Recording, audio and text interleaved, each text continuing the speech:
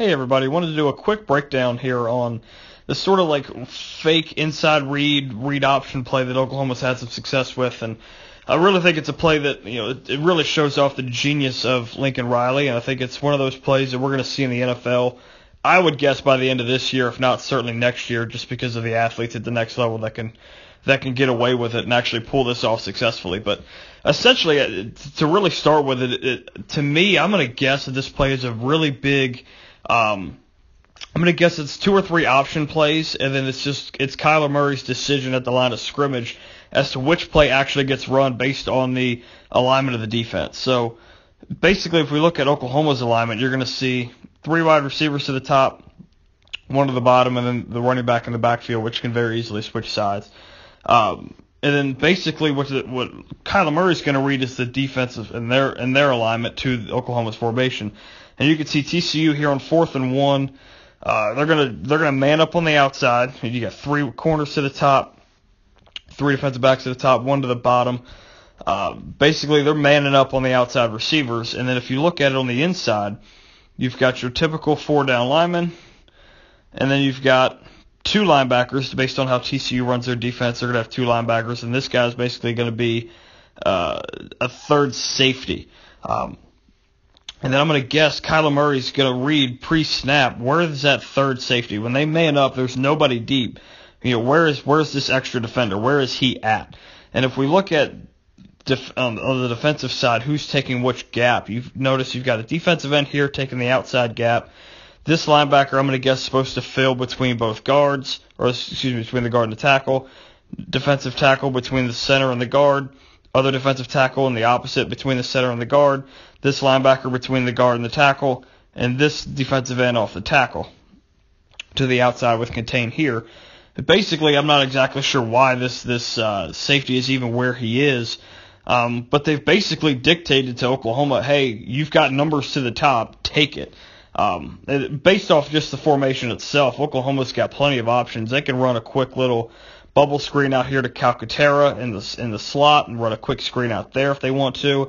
On this formation, it's Rambo, but they could very easily have Marquise Brown and run a quick tunnel screen here. They can just as easily run these guys out and then trust a quick flare to Kennedy Brooks and say, if these guys do their job, just outrun to the corner. Any number of options. And then on the backside, let's say, for example, if this safety is up here, say he's on the other side.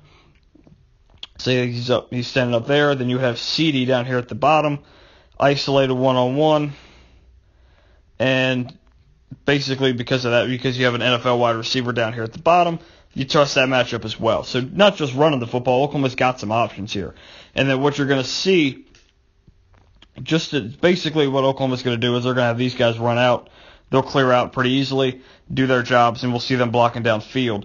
But essentially what Oklahoma's going to do, because TCU has decided we're going to have 3 guys up here taking these gaps, basically Oklahoma's just going to decide, okay, we'll make it even easier. We'll read this guy, put him in no man's land.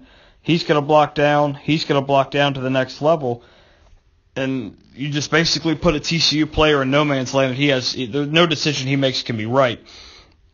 And even from this perspective, even if Oklahoma just ran the speed option and didn't even fake the read, I think there's a good chance that Kennedy Brooks is still going to outrun that linebacker to the edge, or that defensive end to the edge. He's just too fast. Kennedy Brooks is too good. But the beauty of it all is once we see the snap, they're going to fake just a little bit. You see just a little bit by the running back. He's going to jab step. Kyler Murray's going to drop step with his right foot, and you see him kind of square his shoulders.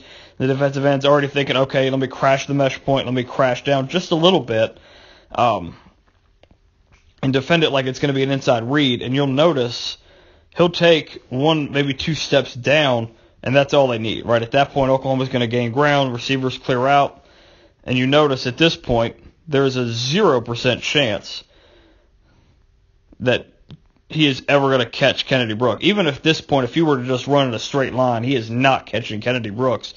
And Oklahoma's basically got the first down just off play design before any of the actions actually happened. Oklahoma's already dictated what's going to happen. They get him just in enough. But here's the beauty of it.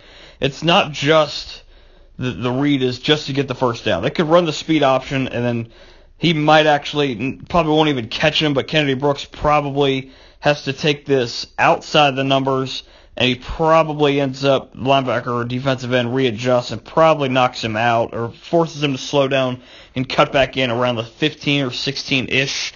Right, and Oklahoma gets 5 yards, first down, move the chains, awesome.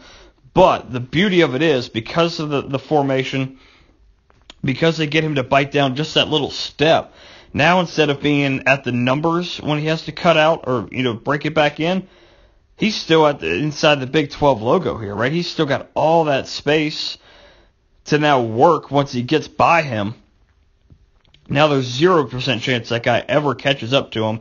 You see Calcaterra work downfield to get a block. Now Kennedy Brooks has space instead of this guy pushing him out at the 14, 15-yard line. Now he's got an extra couple yards down the sideline. We see Rambo doing his job, sealing off. All right, we look here. This is what makes Oklahoma elite in the run game, is you see Rambo sealing off here, Miles T sealing off here, and then Kennedy Brooks just does the rest, being an athlete, and takes it in. But it's one of those great things because there's any number of options, and I'm sure at some point this year we'll see it. We'll see some sort of play action off of it. We'll see this same action, and at this point the corners will react, and we'll see maybe that's Marquise Brown up top, slant back in. We'll see any number of things. Maybe they fake it, and they just try to isolate CeeDee Lamb on the backside if they need a bigger play. You never know with Lincoln Riley. I'm sure there's even something way more complex than I'm even seeing here. But you can see just how in formation alone, pre-snap, Oklahoma's got it set up. You see the line block down. Cody Ford's just going to ignore his end. He seals off the linebacker, and it's just it's a numbers game at that point. And I'm sure even if we had a different alignment, let's say, for example, this safety decides he just wants to play back and play center field, now all of a sudden, from TCU's perspective, they're pretty balanced. They would have every gap accounted for, right? Even without that safety, you've got a guy filling almost every gap, and you think, okay, TCU would have 7 in the box against 5 blockers and 1 running back. They've got numbers, but this is all in formation, all in setup, scheme it up the right way, and this is what makes Lincoln Riley the offensive genius that he is. So, guys, feel free to comment anything you might have, what your thoughts are, what you guys see. Love to hear your thoughts. Hope you guys enjoyed the video.